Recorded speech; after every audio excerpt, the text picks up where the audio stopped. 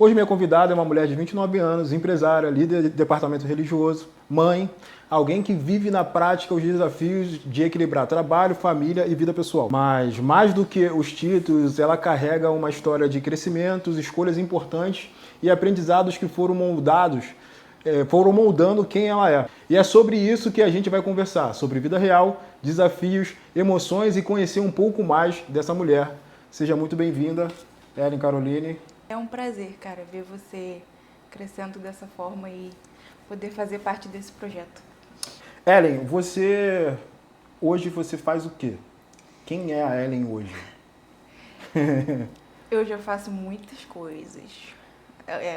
Antes da Ellen profissional, eu sou mãe, né? Mãe de 2, de 3, que eu tenho um cachorro. Então, eu sou mãe de 3, sou esposa. Eu sou empresária, eu sou projetista, eu sou designer e eu sou orçamentista. Líder de jovens e líder de louvor. E o que você acha que essa fase da sua vida está exigindo de você hoje? Então, como todas as minhas fases, desde que eu fiz a transição até precoce, né, para a fase adulta, me exige 100%. Eu vivo no 100% o tempo inteiro. Você imaginava a sua vida assim, anos atrás? Você idealizou essa vida que você tem hoje? Assim, eu posso dizer que eu tô 55% do que eu idealizei. Eu idealizei muito. E eu acho que eu vou estar sempre nessa posição porque eu sou aquela pessoa que eu alcanço o que eu quero e idealizo novamente. Então, assim, hoje eu sou muito realizada. Antes eu já me via onde eu estou hoje e, assim, acho que eu estou além do que eu me via. Sim. E eu sempre idealizo lá na frente. Daqui a 10 anos pretendo estar muito mais. E quando chega daqui a 10 anos eu vou já me ver lá na frente aposentada muito mais ainda. Tá, e conta pra gente como que começou a sua caminhada profissional. Cara, meu pai e minha mãe, os dois sempre tiveram profissão e eles sempre induziram a gente a ter uma profissão. Então, assim, desde a minha infância, eu sempre fui aquilo, o que você quer ser? O que você quer ser? O que você quer ser? A minha mãe sempre quis muito que eu fosse para esse lado de saúde, né? Minha mãe trabalha na área da saúde, só que eu sou a pessoa que, se eu ver o machucado, assim, ó, Você apaga, não dá pra mim. Não dá pra mim, ponto. Nada disso, não dá pra mim. E aí o meu pai veio da área da construção, mas como eu gostava muito de estudar, gosto até hoje, eu fui meio que induzida para ir nessa questão do militarismo, né? Porque tinha estabilidade. E aí, só que quando eu estudando, eu vi que eu ia precisar usar farda. Estar debaixo 100% sei lá, no meio do mato, um negócio, eu não consegui me enxergar daquela forma. E aí eu parti para esse lado do meu pai, que era o lado da construção. E aí eu precisava fazer um técnico junto com um médio. E eu fiz edificações, gostei. Me formei muito nova e já emendei na questão da arquitetura ali. Então, me formei em edificações no final de 2012, com 16 anos. E no início de 2013, já em janeiro, fui estagiar numa construtora que era muito voltada para esse lado de orçamento, de projeto. E aí eu segui carreira lá desde então. Aí fiz gestão de projetos, fiz design de interiores, que é a área que eu mais gosto assim, de projetar. Então, nesse momento lá, você se encontrou, né? Engenharia. Então, eu tô lá eu me encontrei por muitos anos, mas assim, hoje eu tô mais pro lado do design do que da infraestrutura em si. Lá é muito saneamento, urbanismo, são obras gigantescas, de milhões e milhões e milhões. E que demandam muito. Então, hoje, tendo a pizzaria, e é o lado que eu queria muito atuar assim de uma maneira mais autônoma, que é a questão do design. Então eu estou bem mais inclinada hoje pro design, mas assim, lá eu me encontrei por 14 anos, vai fazer 14 anos. Profissionalmente hoje você tem o seu trabalho e você tem a pizzaria também, que você está administrando agora. E como que surgiu, cara, a pizzaria para você? Gente, como eu acho que eu tava foi? com tempo ocioso. Então, Cara, a gente queria, assim... A gente tinha um objetivo de vida lá em casa. Eu sempre tive essa questão de, assim... Eu tenho uma lista, né? Uma lista dos sonhos. Que é a lista do ano, que são objetivos para eu conquistar naquele ano. E uma lista da vida, que são os objetivos para conquistar na vida. E aí, quando meu marido entrou na minha vida, a gente passou a fazer juntos essa lista. E umas coisas que a gente tinha nessa lista era o sonho do restaurante. Ele cismou que ele tinha que ter um restaurante. E aí teve aquela primeira experiência com você.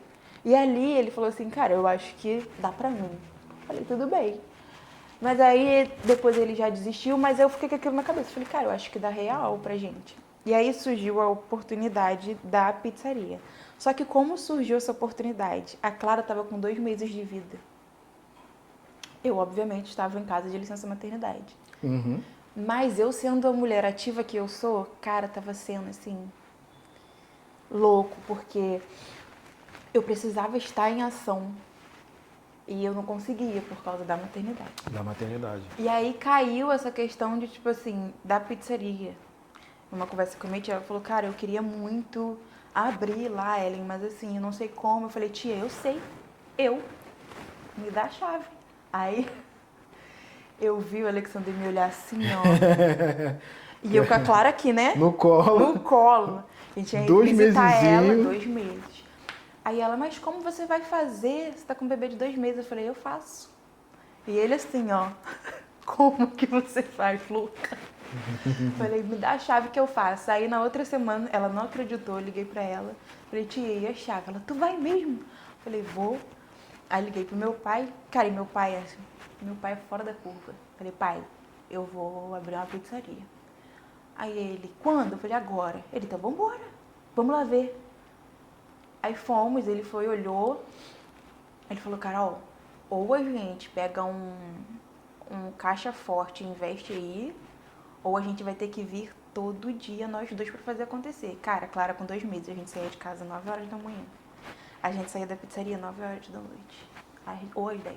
E ela assim, ó, tem foto dela, tadinha, aquelas mochilas, bag de entregar. A gente fazia um berço ali dentro. Sério. E tem foto dela assim, dormindo. E, cara, eu acho que eu vi ali, assim, uma oportunidade de negócio, uma oportunidade de fazer dinheiro. E a realização de um sonho também, né? A realização de um sonho, tanto meu quanto do Alex. E, assim, a gente empregar pessoas, cara, é muito legal. Você vê pessoas, assim, tendo oportunidade de trabalho, né? E hoje a gente tem uma equipe muito legal. E assim, eu acho que foi nessa, foi no sonho de ter foi mais o sonho mesmo, não é a minha área, não é a área do Alexander, mas a gente foi no sonho que era a nossa meta de vida. Tá. É necessário, para se ter um negócio, para fazer o que você faz hoje, é necessário a gente ter um pouco de liderança, né? Na veia, né, cara? Sim, muito. E quando que você sentiu que você tinha essa aptidão para liderar? Em que momento da sua vida isso aconteceu? Foi na pizzaria? Foi antes? Não, cara. Eu acredito que lá na minha infância, assim, eu era a mais velha. Se não a mais velha, eu era mais racional dos primos, assim, que fomos criados todos juntos, né? Então, eu por ser o mais calma, eles eram umas pestes. Você era mais calma? Eu sou muito calma, você acredita? Olha! Você não me acha calma, as pessoas me acham tão calma. Eu precisava botar ordem na bagunça, então eu aprendi a botar ordem. E além disso, eu fui para um ambiente de trabalho onde era uma mulher, 80 homens. Aí eu me vi num cenário onde eu era uma mulher de 16 anos, tendo que trabalhar com homens muito mais velhos. E homens, não tinha mulheres no meu meio. As mulheres que tinham eram ou era de serviços gerais ou era menina do RH. Só. O resto era tudo homem. E aí eu precisei me impor, senão eu ia ser engolida. Senão você ia ser engolido. Esses ambientes onde tem bastante homens, né? O machismo, ele impera, né? Porque eles te tiram como nada, né? Além do machismo, é o assédio, né? São 14 anos que você tem que bater de frente com assédio. Você já passou por algum episódio assim que você lembra de assédio? Muitos, eu passo até hoje. Conta um pra gente. Quando eu entrei, eu era uma menina, tinha 16 anos, e a frase que eu ouvi foi: contrata porque ela é bonitinha. E aí me contrataram, mas assim... E a outra frase foi: é impossível essa menina ter o currículo que ela tem. Aí me colocaram numa sala de reunião que tinha, não foi nem um escritório, tá? Foi uma sala de reunião. Aí tinha um mesão e eu ficava no cantão do mesão. E aí tinha um rapaz que ele era projetista. E aí ele falou assim: o que você sabe fazer? Eu falei: cara, assim, dentro do programa eu consigo fazer tudo. Talvez eu não entenda muito de prática, mas assim, de campo. Mas o resto que você me passar eu consigo fazer. E aí o que aconteceu? Teve ele começou a me dar projetos que eu achava que era da construtora e não era. E como eu descobri? Uma vez ele foi sair e aí eu tinha plotado. Plotar é tipo imprimir, né? Uns projetos para entregar e o rapaz foi buscar. Quando o rapaz foi buscar, ele me entregou um cheque na época. Um cheque de 6 ou 8 mil, algo do tipo. E aí eu tinha na época o engenheiro que trabalhava comigo, hoje ele é diretor da empresa. E aí ele olhou e falou assim: ué, esse projeto não é daqui. Quem fez esse projeto? Eu falei: eu. Aí ele: totalmente? Eu falei: foi. Aí ele: então deixa eu ver se foi você. Aí eu peguei meu computador, abri. Aí ele: esse cheque é seu. Não entrega o cheque pro seu chefe. Ali ele me enxergou. Então dali, tipo assim, eu já saí do cargo que eu tinha, que era a estagiária, fundo de sala de reunião. E aí a partir dali, o que aconteceu? Ela é o negocinho do chefe. E eu carreguei o eu sou o negocinho do chefe por 13 anos. E aí o que acontece quando você é o negocinho do chefe? Os caras grandes dos contratos que você pega, acredita que se você é o negocinho do chefe 1, você pode ser o negocinho do chefe 2, do chefe 3, do diretor 4, do diretor 5. Então eu passei por muitas questões de pesadas, assim. E o que é ruim, nós mulheres não somos preparadas para reagir. Não somos. Aquilo vai corroendo, vai te consumindo. Então o fato de, assim, já jogaram chave de carro na minha mesa. Se você almoçar comigo, isso aí é teu, pô. Ah, tá aí porque você quer, você poderia estar assim, você poderia estar assado. E as meninas até brincam comigo hoje, falam: você escolheu ter dignidade, podia estar bem. Tá ralando que você escolheu ter dignidade. E aí foram, tipo assim, quando eu engravidei do Henrico e o Henrico nasceu, caramba, eu casada, e eu ainda ouvia, tipo assim, eu me lembro exatamente, numa reunião onde éramos 8, eu era a única mulher. E era uma reunião, assim, pra gente alinhar, né? E a gente tinha metas pra bater. E eu sou aquela pessoa que se você me der uma meta... Você vai bater. Eu vou bater. Se eu tiver que virar à noite, que era o que eu fazia, eu virava e eu vou bater. Eu batia, não importa. Então, meu diretor ele tinha uma mania de falar assim: Ellen, eu preciso de tantos milhões para amanhã. Se vira. A gente se virava, cara. Era nosso instinto.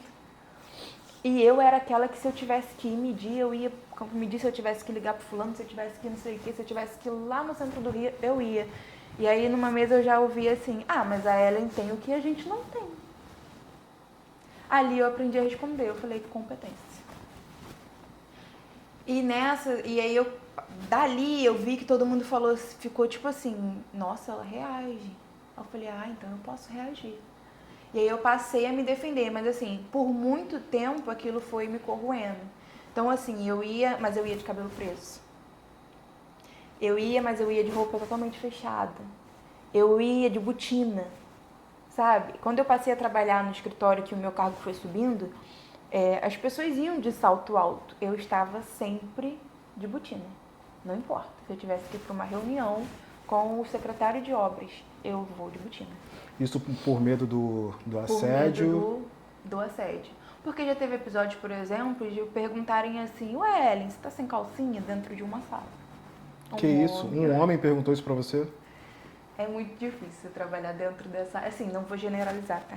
E o que isso despertou em você, essa fala? Olha, a vontade que você tem, é o que eu te falo, a gente não é preparado. Nós mulheres não somos preparadas para isso, então a gente se envergonha. Sim. Até a gente entender que assim, não é sobre nós, a gente se envergonha e a gente aprende a se proteger. Então, a minha primeira reação foi sair daquele lugar, então eu troquei de sala. E voltei a trabalhar numa sala de reunião, sem conforto. Do que uma mesa, obviamente, Sim. te daria. Mas você aprende a ser assim, você aprende a se proteger. E assim, cara, você sentiu culpa por ser mulher nesses momentos? Você sente. Eu acho que o primeiro sentimento é esse. Você se culpa pela roupa que você usou. Porque no primeiro momento você pensa assim, como que esse infeliz tá deduzindo que eu... Como? Aí você começa, né? Você vai no banheiro, você olha, se procura, você fala, cara, tem alguma coisa alguma coisa tá de errado na minha roupa. Então você começa a se proteger, sabe? A sua reação nunca é tipo assim, infeliz, vai cagar no mato. Não é. Você se sente mal, se sente culpada, você passa a se diminuir. Eu entrava e saía dentro desses momentos, assim, totalmente sabe, me protegendo, me cobrindo, e sempre foi assim. E assim, você vai acumulando, né? Você vai acumulando. E teve até um episódio, há uns anos atrás, que eu preferi sair. Cheguei pro meu diretor, eu precisei trabalhar com um rapaz, que é até o rapaz do A Ellen tem o que a gente não tem. E aí eu precisei trabalhar com ele e eu falei, olha, eu não vou. Me manda embora. Eu não vou. Eu chorei, assim. E aí ele, meu diretor, trabalhando comigo tantos anos, ele ficou assustado, porque ninguém nunca tinha me visto chorar. E ele falou, cara, então alguma coisa está atingindo realmente ela, então ela tá chorando. Mas chegou um ponto em que, assim, não tinha como não ser eu. Então eu fui. Mas eu precisei ameaçá-lo, digamos assim. Num café, ele veio soltar uma piada. Tem como está o filho do fulano, que no caso é o... Aí eu virei, olhei pra ele seriamente e falei, olha só, a próxima vez que você insinuar qualquer coisa do tipo, você vai ter que provar. Porque eu tô gravando no meu Apple Watch. Não tava nada. Mas você vai ter que provar. Você entendeu? Não, tô brincando. Falei, então não tem brincadeira.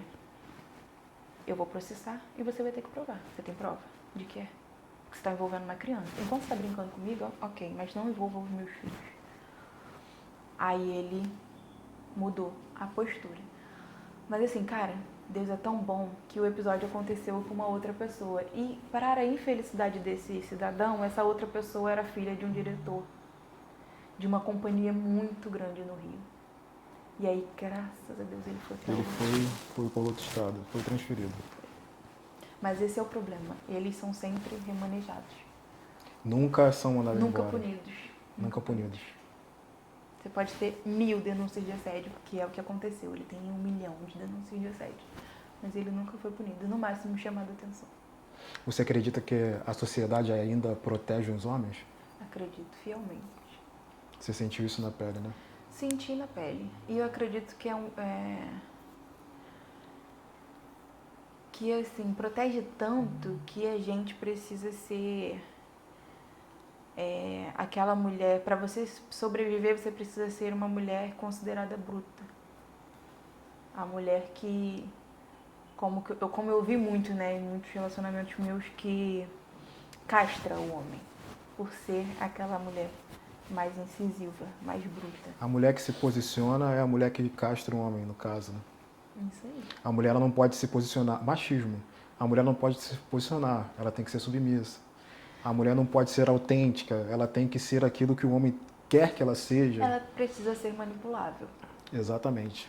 E rapaz, me manipular é difícil pra caramba. Mas assim, teve um período da sua vida que,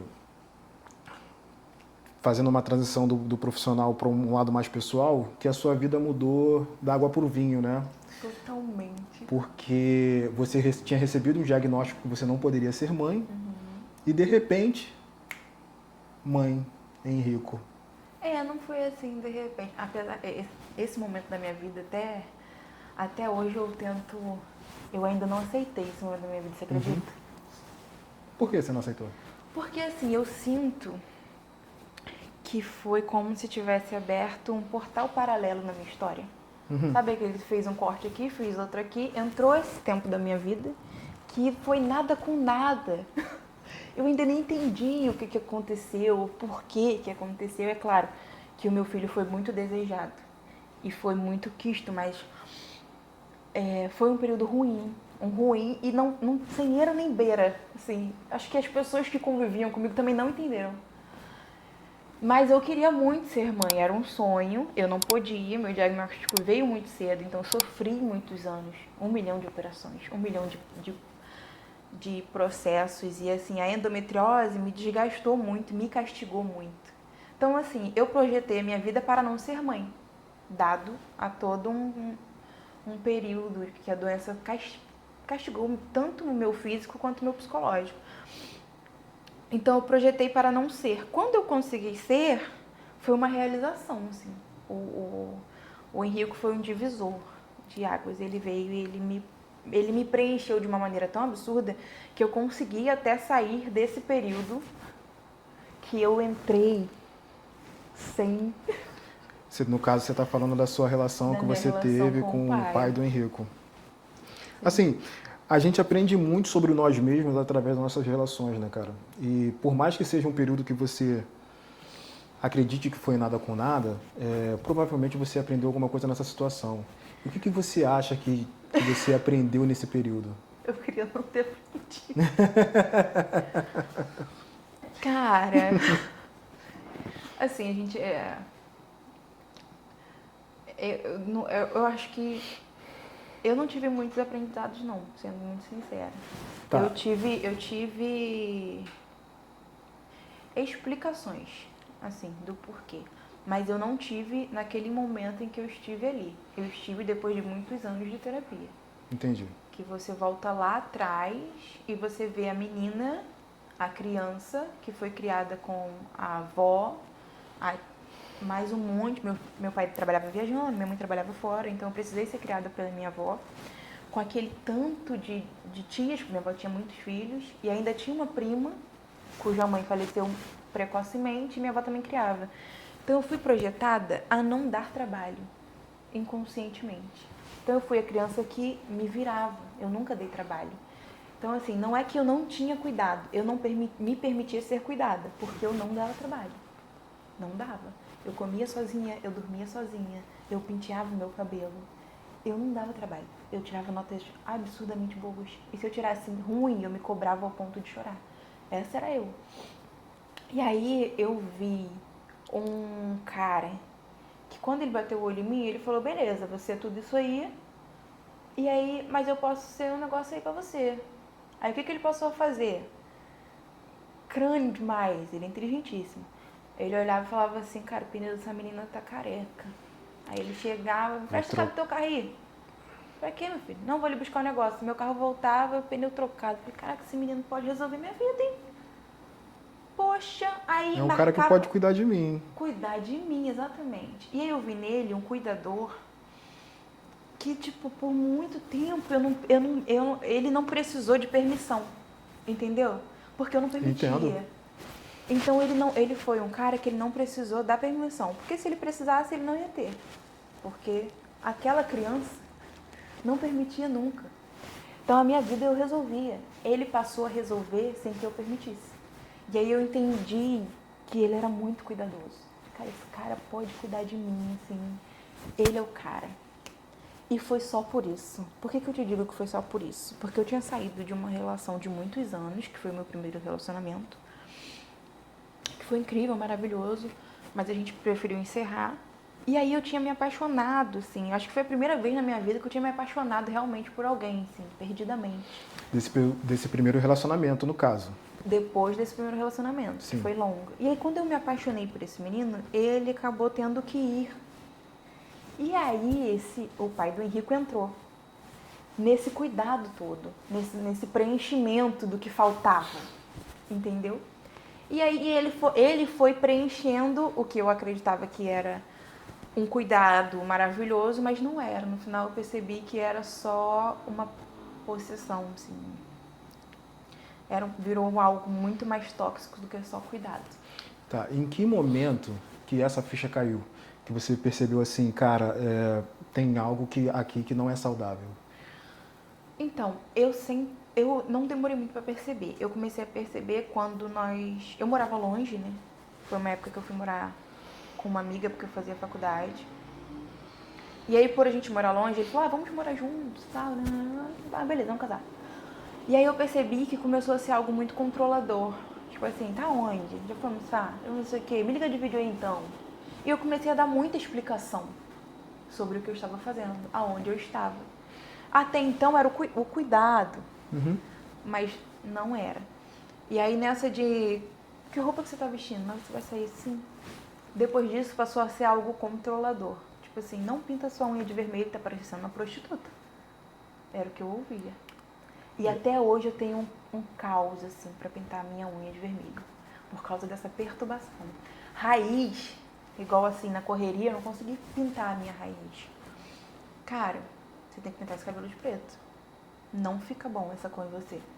E meu ruivo é minha identidade, eu sou ruiva, sabe? E era aquela coisa, pinta esse cabelo de preto. Não dá todo mês isso, Ellen. Pelo amor de Deus. E a imagem que você vai mostrar? E aí eu passei a ser totalmente controlada. Eu era muito controlada. E por que eu demorei para enxergar? Pela questão do cuidado. Mas quando eu vi que eu comecei a deixar as minhas vontades, eu percebi que aquilo não era mais legal. Mas eu demorei muito para ir embora. E o que você sentia que era mais difícil? Sair da relação ou admitir para si mesma que você precisava sair? Admitir que eu precisava sair. Sair é muito fácil. Eu saí numa facilidade absurda. Mas até admitir que eu tinha errado para poder sair, e eu só consegui entender isso também depois na psicanálise. Você entende que você não aceitou que você errou na sua escolha? Eu falei, não. Tá, então tá. Foi isso. Você demorou tanto pra sair porque você não aceitou que você tinha errado. E, cara, demorou muito pra eu entender que eu tinha errado também na escolha do pai. Eu fui entender isso tem pouquíssimos anos. Porque eu precisei ouvir assim, olha, ele não é bom pai. Ele não vai ser bom pai. Aceita isso. Não tente fazer dele algo que você quer que ele seja. Ele não quer ser, ele não vai ser. Sim. Ponto. Mas o admitir que eu tinha errado era um... Mas aí veio o Henrico. E aí eu não poderia mais pensar por mim. Eu tinha que escolher por ele. Então eu fui embora. Simplesmente peguei meu filho de noite, entrei no carro e fui embora. Deixei tudo pra trás. Encerrei o ciclo. E aí foi isso. Voltando a falar dos seus filhos, como foi pra você ouvir que talvez você não pudesse ter filhos? Ruim. Foi pesado. Apesar de sentir lá no fundo que eu seria mãe. A mulher sente, né? Sente, mas assim, eu não tinha essa certeza, até pelas porradas assim que a doença dava na gente, né?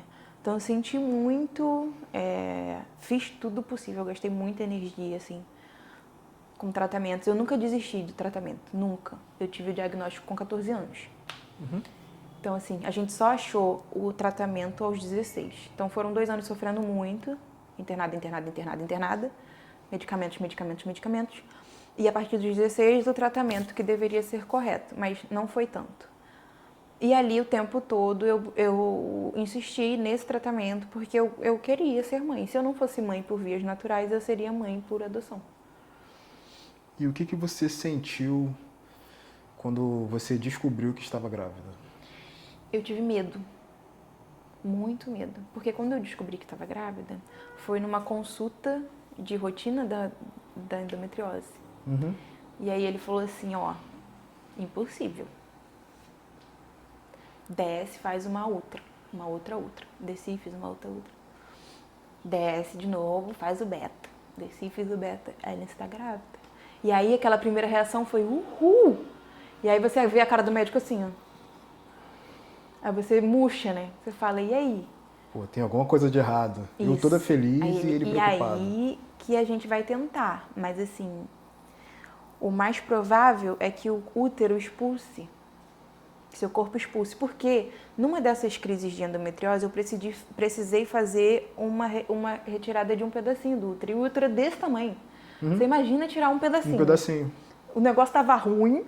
Que é quase 1/3 dele, né? Ficou muito mais ruim. E aí ele ficou nessa. E assim, foram 9 meses de terror, cara. 9 meses o meu corpo botando o Henrique pra fora. Nenhum momento da gravidez do Henrique eu respirei assim e falei, ufa, estamos fora de perigo. Estamos fora de perigo. Não. E aí, tá curtindo esse vídeo até aqui? Então faz o seguinte, se inscreve no canal, deixa seu like e compartilha esse vídeo com alguém. Valeu? Eu acho que esse momento estamos fora de perigo, ele chegou quando ele nasceu e você segurou ele pela primeira vez. Como foi a sensação de segurar o Henrique pela primeira vez? Cara, foi uma sensação de vitória, assim, absurda. Eu falei, caraca, a gente é muito guerreiro. Porque eu entrei pro parto, era 9h40. Aí eu tomei anestesia, o parto iniciou às 10. O Henrique nasceu 15h15 da tarde. Você imagina? Foi um terror. Um terror. Eu sabia que eu saía dali morta. Sabia, na minha cabeça. Preparei todo mundo, porque eu sabia que eu ia sair morta. Então, quando aí eu saí, fiquei mal, a hipomadura, eu tive reações, e eu só consegui vê-lo à noite, muito mais tarde. E aí quando você vê, e você, caraca, tá todo mundo vivo. Caraca, uma sensação assim de, pô, Deus é muito bom, que cara maneiro. E a gente nem merece. Mas assim, de vitória absurda. E ali tipo, eu já me achava uma mulher forte. Cara, depois daquele parto ali, eu falei, meu irmão, nada me para não, só papai. Só papai. E falando sobre Deus, cara, fala um pouco pra gente do que é Deus pra você. Cara, Deus é tudo. É tudo e não falo de uma maneira clichê, eu falo de uma maneira real. Deus é tudo. Ele vem à frente dos meus filhos, ele vem na frente do meu marido, ele vem na frente da minha vida. Ele vem na frente de tudo. Deus é tudo. E eu sempre tive uma relação muito próxima. Eu sempre tive uma relação com o lado espiritual muito sensível, né? Tanto que eu busquei entender isso em outras religiões. Não me achei, mas aprendi muito. Aprendeu muito. Aprendi demais. E aí, assim, me encontrei no Evangelho, mas para entender esse meu lado um pouco mais espiritual, eu precisei buscar um pouco mais no kardecismo. E eu li muito sobre isso. Então, eu sempre senti Deus muito perto mesmo. E sempre fui muito obediente. Então, assim, ele é o cara. Você sentiu que essa sua relação com Deus deu uma mudada ao longo da sua vida por conta das coisas que você passou? Eu acho que eu aprendi a ser dependente dele. Eu era e sou uma filha muito rebelde. Apesar de ser obediente, a minha segurança me traz a questão de achar... Por muito tempo eu achei que tudo dependia apenas de mim.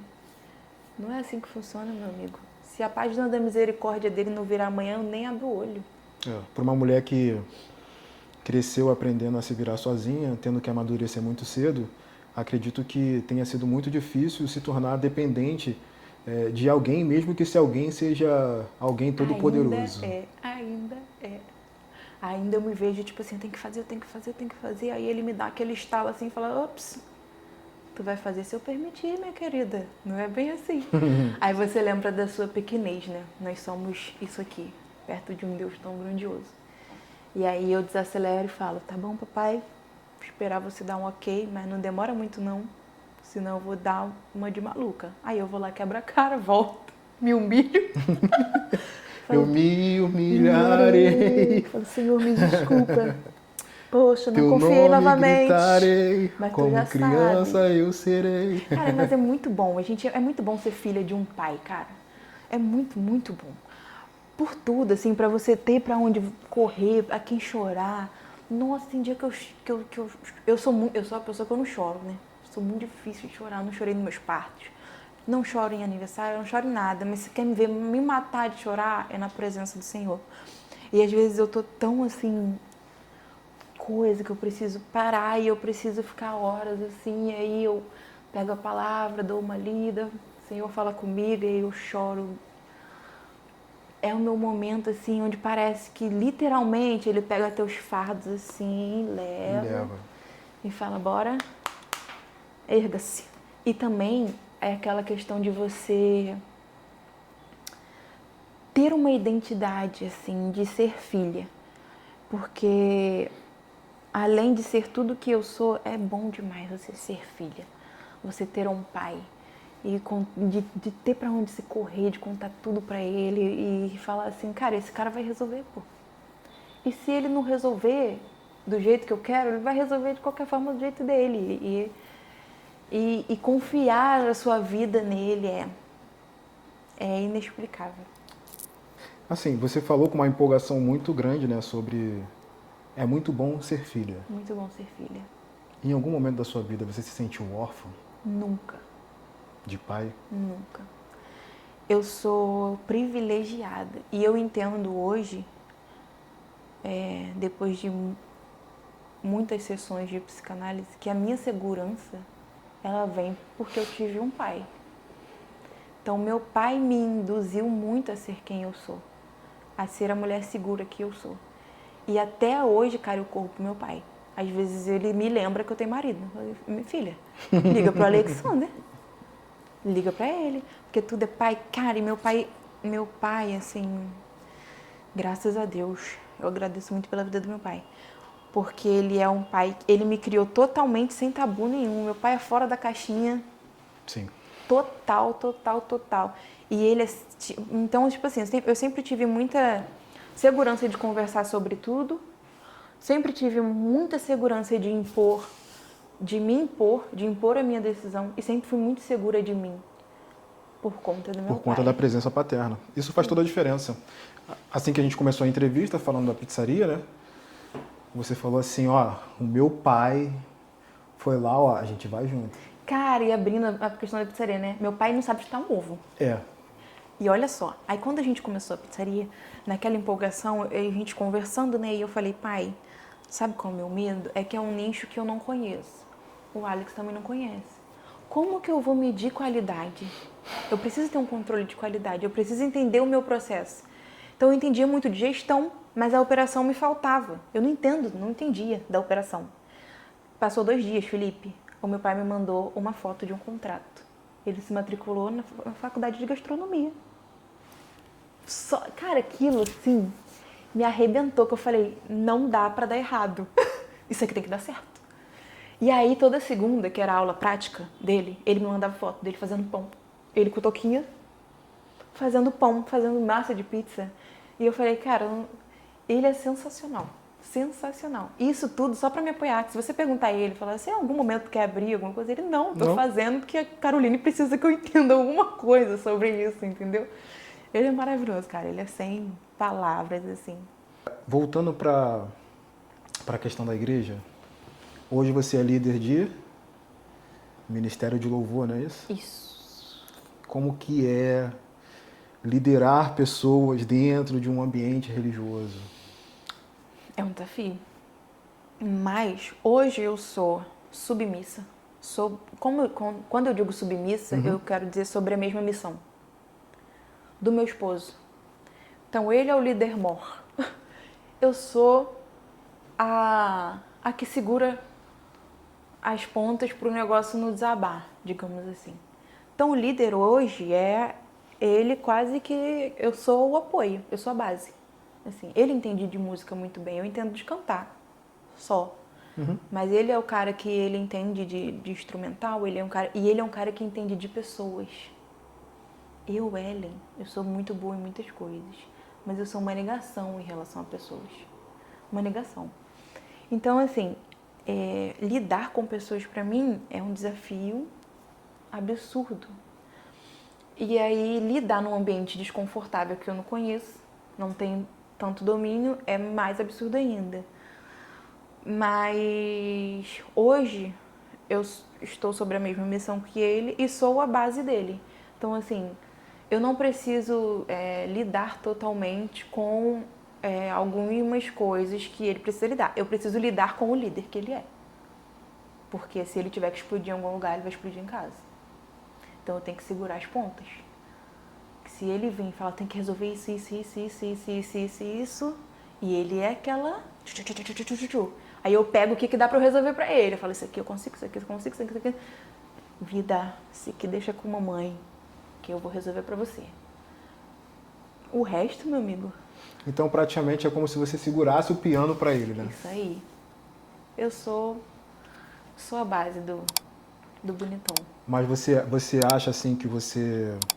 É porque quando a gente está numa posição de liderança, ainda mais uma liderança espiritual, a gente sente que a gente é responsável pela vida espiritual das pessoas de alguma Sim, forma. com certeza. Eu sou a intercessora, eu não tenho dúvida. Você sente esse peso de ser responsável pela vida das pessoas? Existe o peso, existe a frustração Conte-me mais sobre isso. de que às vezes você tá ali por alguém que não está ali nem por ele mesmo. E você sendo líder, liderar é uma eterna lavação de prato. Eu digo assim, por quê? Vai ter o fulano que vai cuspir no prato. Esse fulano, cara, aí você vai ter que lavar o prato que o fulano cuspiu, entendeu? Ah, mas fulano cuspiu no prato que comeu, vocês deram a vida, vocês foram buscar em casa, vocês levaram, vocês buscaram. E aí fulano ainda falou mal do ministério, fulano abandonou o ministério, fulano deixou na mão. É literalmente cuspir no prato que comeu. Mas a gente precisa entender, eu pelo menos entendo como líder, apesar do peso, que eu não estou ali para servir o fulano. Estou ali para servir a Deus. E cara, a obra não é minha, o ministério não é meu. Ele tem dono, o dono é ele. Eu estou ali para ser uma serviçal. Então, o que a gente faz? Literalmente, lava o prato e serve a mesa novamente. É exatamente isso. Esse é o nosso papel. Então, assim, existe muita frustração de, às vezes, você falar assim, infeliz, pegar pelo braço, falar assim, se você não quer bênção, por favor, se retira do ministério. A gente não está precisando de você. Você está só atrapalhando a gente aqui, cara. A minha vontade, muitas vezes, Senhor, tu sabes, é essa. Mas a obra não é minha, cara. Então, assim, o meu papel é sempre estar ali aconselhando, orando. E aí vem aquele bendito amado que fala assim, poxa, ora por mim. Porque eu falo, poxa, mas você tá de safadeza, meu querido. Aí fica difícil, eu vou orar por você, mas você tá orando por você. Mas você está orando por você mesmo? Poxa, aí tem aquele que não vai, mas aí não foi porque, poxa, tive um imprevisto do fulano lá na Parmê. Aí você fala, oh meu Deus. Dentro da igreja, eu fui muito tempo da igreja, né? E eu percebia que dentro da igreja existia muito a terceirização de responsabilidade, né? As pessoas, elas passavam a responsabilidades que eram delas para os seus Cara, líderes. existiu muito. E é uma cobrança absurda, porque nós que eu digo no geral, né? Eu aprendi a olhar de outra forma depois que eu fui líder, tá? Mas se coloca uma responsabilidade quase que santificada no líder. O líder não pode errar. O líder não pode ficar doente. Jamais. O líder não pode faltar. Então, assim, entender que o líder é um ser humano, eu sou humana, eu vou errar. Às vezes eu vou falar de uma forma que eu não era para falar. Às vezes eu vou fraquejar, porque ninguém ferve todo dia. Isso é muito importante dizer. O líder, ele não está ali todo dia fervendo pelo Espírito Santo. Não vai existir. Somos seres humanos, né, cara? Somos seres humanos. Mas estar nesse papel de liderança, às vezes, é difícil que te enxerguem dessa forma. Tem um versículo que eu gosto muito, que é... Eu não vou me recordar exatamente o versículo, mas ele fica em Timóteo, 1 Timóteo. Eu acho que é 4,16, se eu não me engano. Tu mas tá o muito versículo... crente. Fala. Mas o versículo é... Eu tenho vontade de tatuar esse versículo em mim, né? Que é: cuide de ti mesmo e do teu ensino para que não pereça, nem você, nem aqueles que te ouvem. E entrando dentro desse versículo, a gente percebe que existem alguns líderes, cara, que eles deixam de cuidar de si mesmo para poder cuidar dos outros, do ministério. Esse é um grande erro, porque, assim, o nosso primeiro ministério é a nossa família, né? Então não adianta a gente ser incrível dentro de uma comunidade, seja ela qual for, e dentro da sua casa ser uma bagunça. E é basicamente isso que esse versículo está dizendo. Exatamente. Mas assim, você já sentiu que você precisou cuidar de alguém e ser apoio para alguém e não estando bem? Porque líder passa por esse processo. 100% do tempo. É 100% do tempo. E é nessas horas que, assim, como eu digo, é muito bom ser filha de um pai. É nessas horas que o Espírito Santo te pega e te fala, você só precisa ser um canal. Porque a gente não faz nada, Felipe. A gente não faz nada. Como que eu vou ministrar cura sobre alguém estando ferida? É impossível. Então, o que eu posso fazer é ser um canal. Quando você passa a entender que você não faz nada, que quem faz é ele, passa a ser um pouco mais fácil. Não é o que todo mundo entende, sabe? As pessoas acham que permitem que as emoções as dominem. E como líder é muito difícil você fazer isso. Porque você não pode simplesmente virar para o seu liderado e falar assim, olha, não tô bem, não vou fazer. Você não pode fazer isso. E aí a gente tem que entender que quem muda somos nós. Ele é imutável, cara. Ele faz a hora que ele quiser. Você precisa ser um canal. E aí eu entendo dessa forma. Eu posso estar na M, que não é difícil. Não. Mas se alguém precisar de uma oração de cura, eu vou orar por cura. Se alguém precisar de um abraço, eu vou estar abraçando. Se alguém precisar de uma intercessora, eu vou estar intercedendo. Porque não sou eu sou só o canal. Assim, você falou como é bom ser filha, como é bom ter pai. E entrando por essa linha de raciocínio, hoje você está num relacionamento onde seus filhos têm pai. Meus filhos têm pai. E caraca, foi doideira, tá? Pra eu entender isso aí. É porque você pense, sair de um relacionamento completamente tóxico, controlador, eu tinha consciência que eu precisava me permitir curar, então eu fiquei um bom tempo só, me envolvi em outros relacionamentos, mas todos assim, maravilhosos. O único relacionamento ruim que eu tive foi esse aí mesmo. Mas todos muito, muito bons. Porém, eu achava que para me acompanhar precisava ser alguém muito pacato. E aí eu criando o Henrico sozinha, mas com essa preocupação dele não ter o que eu tive, que era ter um pai. E eu sei o peso que é. Então, assim, eu tinha consciência de que eu jamais seria pai. Eu não sou pai, nunca fui. Pra mim não existe o pai, eu sou mãe. Com o peso que deveria ser dele, mas era meu. Então eu sabia que existia essa falta. Sabia, eu tinha essa consciência. Mas eu não tinha muito o que fazer. E aí eu me via num cenário onde eu controlava tudo. Tudo era do meu jeito. Tudo era assim. E aí eu entro num relacionamento com um trem desgovernado, cara. Que é o meu marido. Que é o Alex. E trem aí, desgovernadíssimo. totalmente. Poxa, ele é louco demais. E aí chegou um ponto, a gente se relacionando, eu segurei por muito tempo, porque assim, depois do pai, do Henrico, eu não permitia que os meus relacionamentos tivessem acesso a ele. Porque qual era o meu medo? Cara, não sei se vai dar certo. Eu também não queria que desse. Pra mim era um momento meu, não de família. Então assim, o Henrico não tinha acesso. E aí eu passei por muito tempo escondendo. Até que ele me pressionou. Tipo assim, cara, qual é o problema? Eu gosto de criança, vai dar super certo. Nananana. Ele é apaixonadíssimo por criança. Mas aí quando você enfia uma pessoa de fora na relação que você tem 100% do controle, era minha bolha, meu irmão. Eu controlo tudo. E aí entra o trem desgovernado e fala, isso aqui tá errado. Não é assim que faz isso aí, não. E eu falava, mas você não tem filho?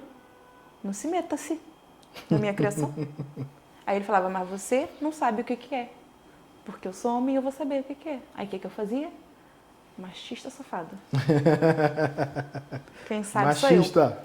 E aí, tá curtindo esse conteúdo? Deixa seu like aqui e vai lá. Segue a gente no Instagram do Sem Roteiro. Só que, cara, o meu trem desgovernado, ele é a única pessoa no mundo, que consegue me parar ele. O único.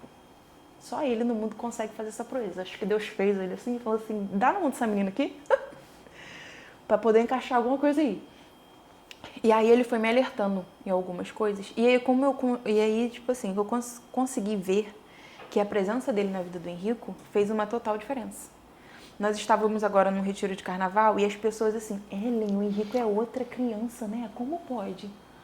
De todos esses anos ele ter evoluído.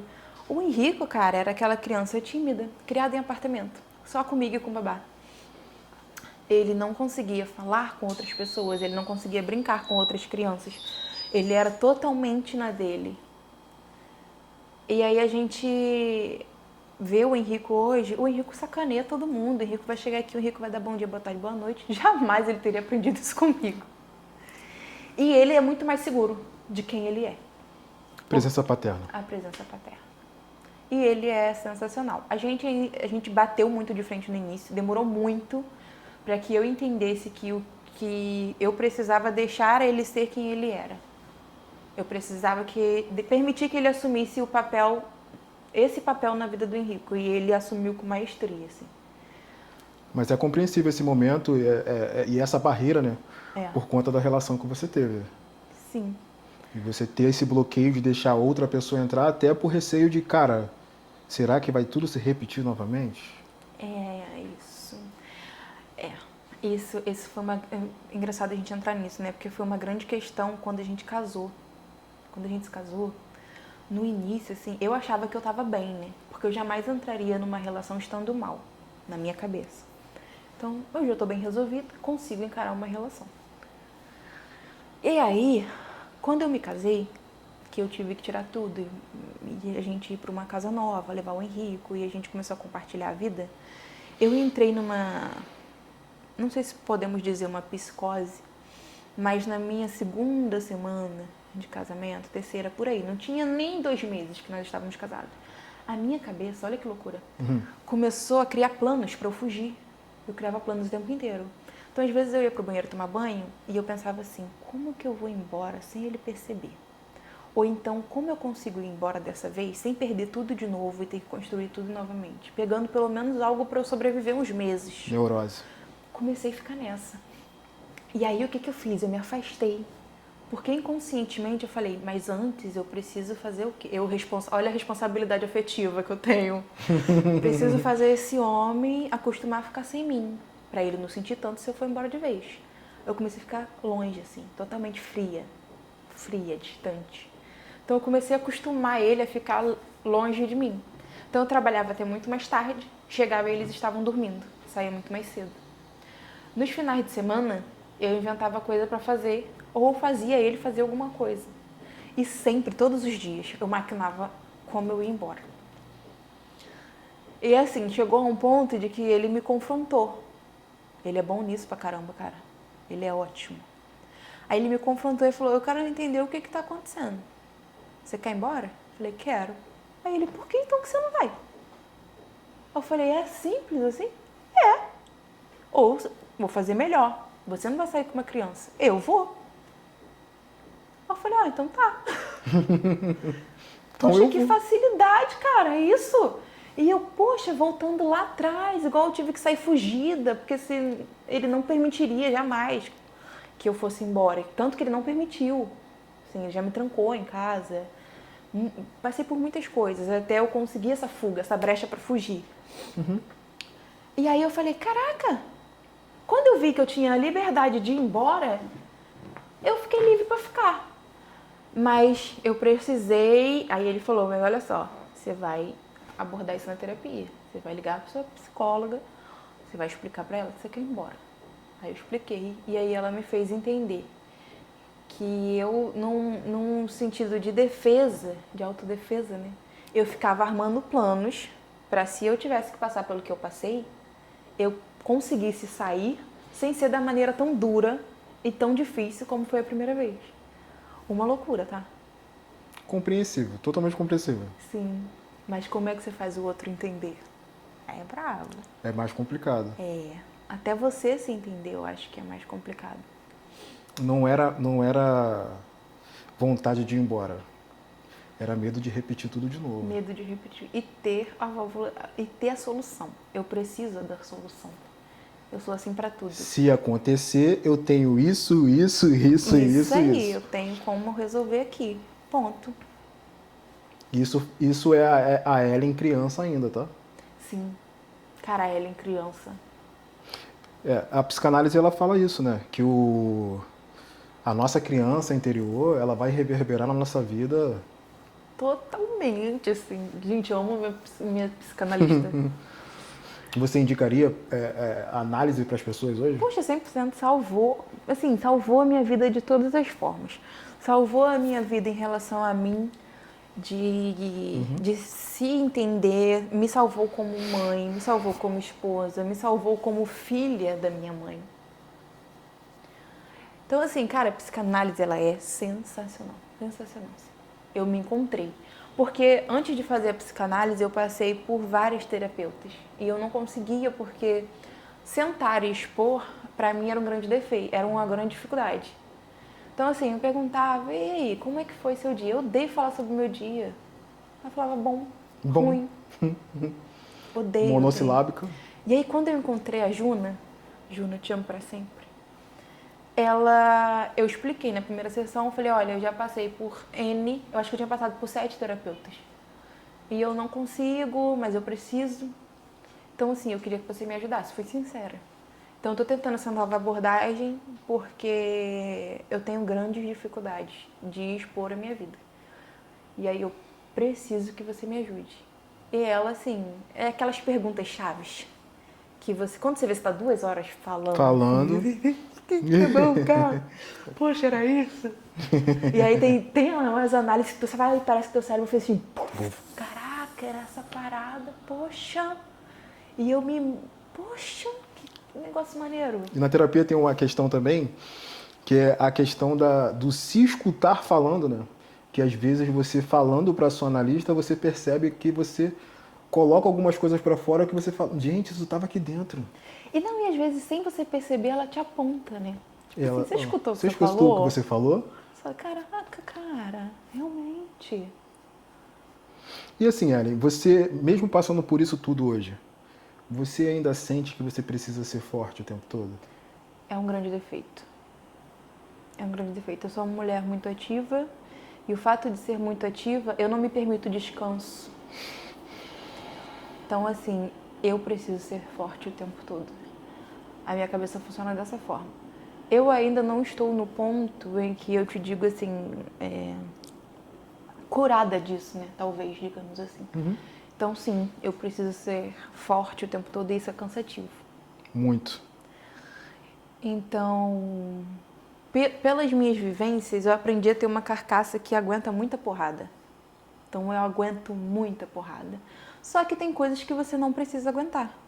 É só você sair. Eu não sou a pessoa que sai. Eu sou a pessoa que aguenta. E isso faz mal. Muito. Então, eu sou a pessoa que eu sou forte o tempo todo. E isso,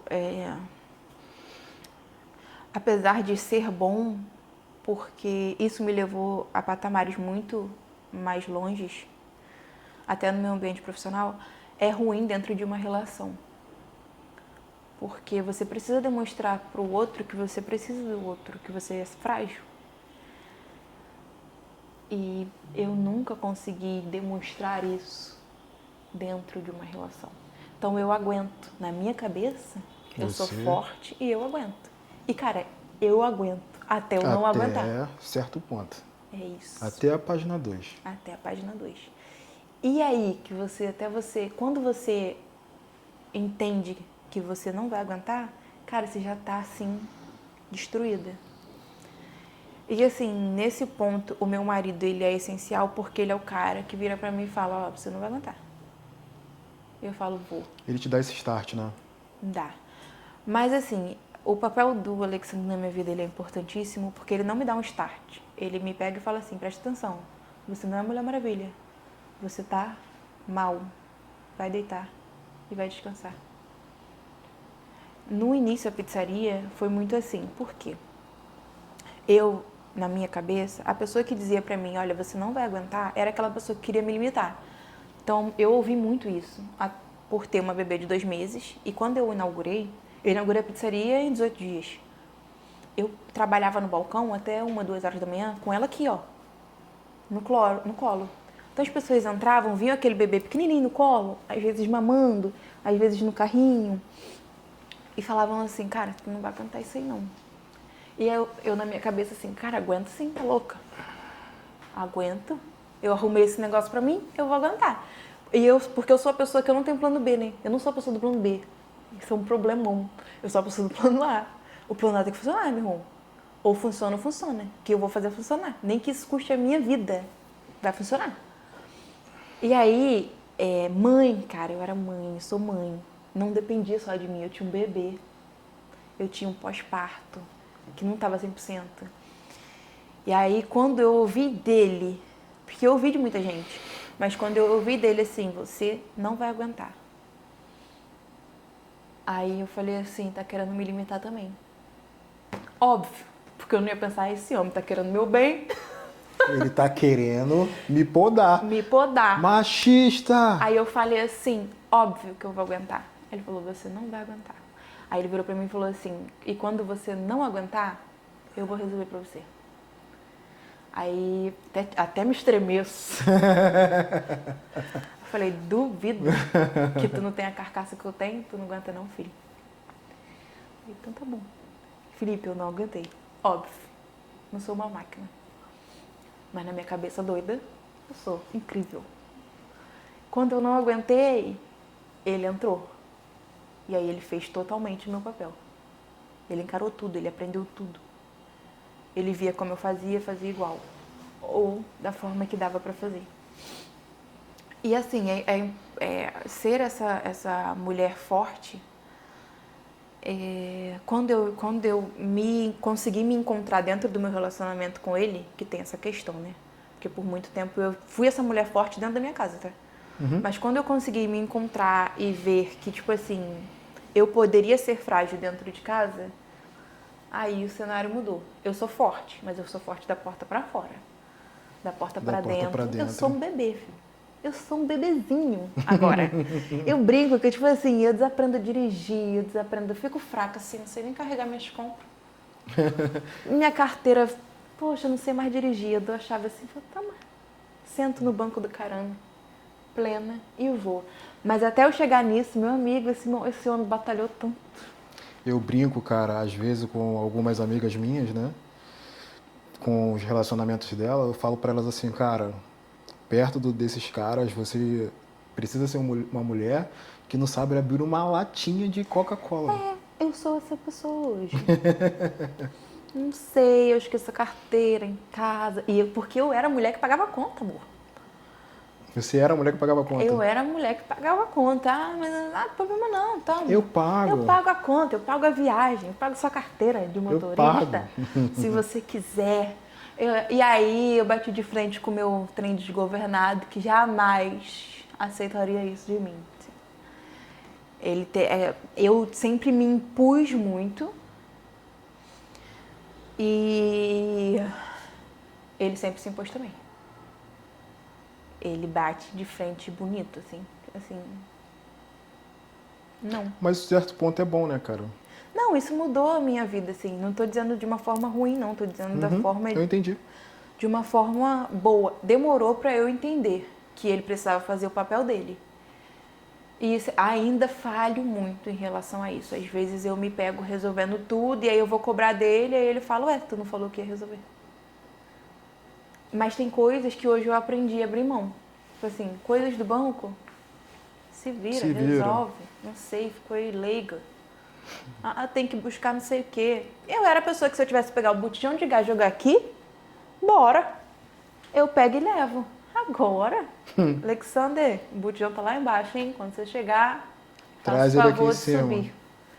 É isso. Porque por muito tempo eu me vi nessa relação onde eu era muito cobrada e me permiti ser cuidada. Nunca me permiti. E aí eu consegui entrar numa relação onde eu também não me permitia, mas ele meio que me obrigou a permitir. Ou você deixa, ou você deixa. Eu vou te fazer 2 perguntas que eu considero fortes agora. Se você não precisasse provar nada pra ninguém, o que você seria? Eu não preciso provar nada pra ninguém. Eu acho que esse é meu maior poder. Eu não tenho questões alguma do que vão pensar de mim. Não tenho. Então eu sou quem eu sou. E se eu tiver que fazer, eu vou. E vão falar que Se falarem, não dá, eu não tô nem aí. Às vezes é ruim, às vezes é bom. Mas eu nunca tive. Não tenho essa questão de provar nada pra ninguém. Eu acho que esse é o meu superpoder. Assim. A segunda pergunta é, você se sente em paz com a sua história hoje? Sinto, mas hoje eu sinto que eu sou uma mulher em construção. Eu sinto que eu tenho muitas coisas para alinhar. E isso eu acabo descobrindo na terapia, né? Então, fazendo terapia, eu sinto que muitas coisas podem melhorar e eu posso ser uma pessoa muito mais lapidada do que eu sou hoje. E estar aberta para esse processo é o que faz toda a diferença, né? Sim, e você está aberta para isso. Com certeza. Hoje, né? Hoje, né? Depois de tantas pancadas, depois de várias cabeçadas. Mulher Maravilha. Ellen, foi um prazer enorme receber você aqui hoje. Muito obrigado pela sua presença, por contribuir com a sua história. Acredito que esse podcast com a sua história vai influenciar várias outras mulheres que passam pela mesma situação que você. Você vai inspirar outras mulheres, outras líderes religiosas, outras chefes das suas empresas, né? Muito obrigado por sua contribuição e espero te ver aqui uma outra vez. É meu. Quando eu ficar rica, você me chama novamente para eu falar sobre várias empresas. A primeira patrocinadora do podcast está aqui, ó, gente, ó. Profetizo isso. Pizza de boa, segue. Para eu ganhar muitos seguidores. Fala sobre a pizzaria. Gente, Pizza de Boa, minha pizzaria, fica ali em Boa Esperança. Eu espero patrocinar esse menino. Espero que ele voe muito, assim, fique gigantesco. Eu profetizo muito sobre a vida dele. Que ele cresça muito e que a gente consiga ser um degrauzinho nessa escada longa que eu tenho certeza que ele vai trilhar. Então, Pizza de Boa, Boa Esperança, @Pizza de Boa, lá no Instagram. Segue e me ajuda para eu patrocinar esse menino. Valeu, gente. Um abraço para todos vocês. Espero que vocês tenham gostado desse episódio e até o próximo.